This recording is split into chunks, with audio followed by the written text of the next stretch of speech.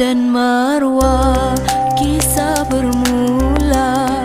Siti Hajar berhati mulia, taatkan Allah jua suaminya, biarpun hidup penuh derita.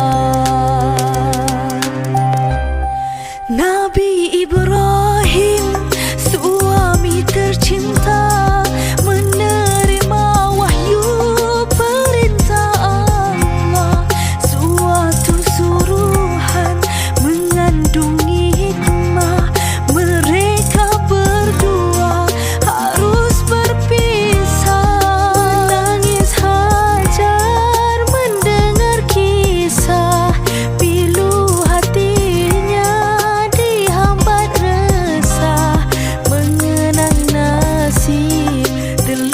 surat hidupnya bakal menempuh susah.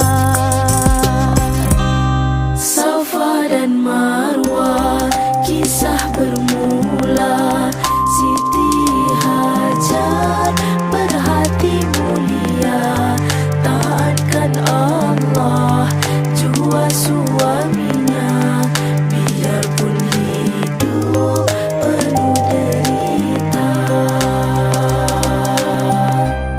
Nabi Ibrahim, hatinya rawa, anak dan istri harus ditinggalkan, namun dirinya tak dapat melawan perintah Allah.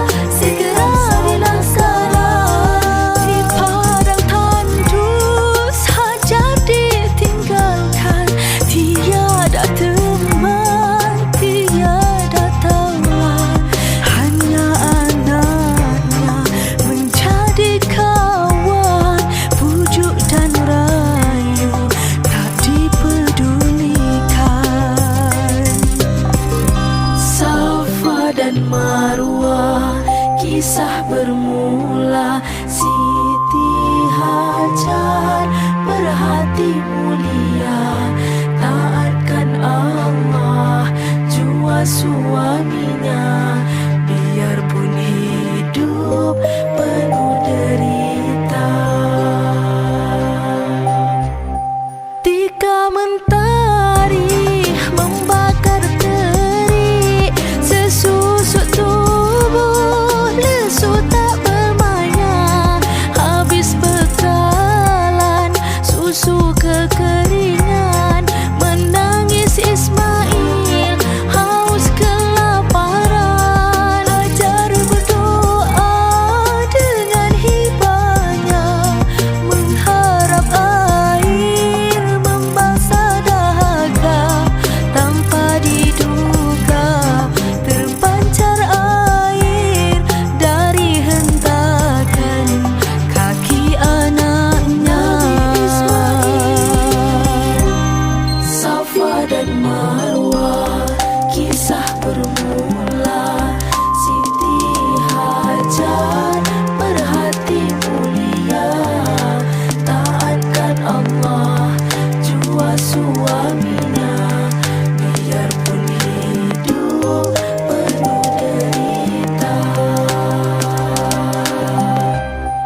Tika mentari membakar terik, sesusuk tubuh lesu tak bermaya, habis bekalan susu kekeringan, menangis Ismail haus kelaparan. Hajar berdoa dengan hibahnya, mengharap air membasah dahaga, tanpa diduga terpancar air dari hentakan kaki anaknya. Safa dan Marwah.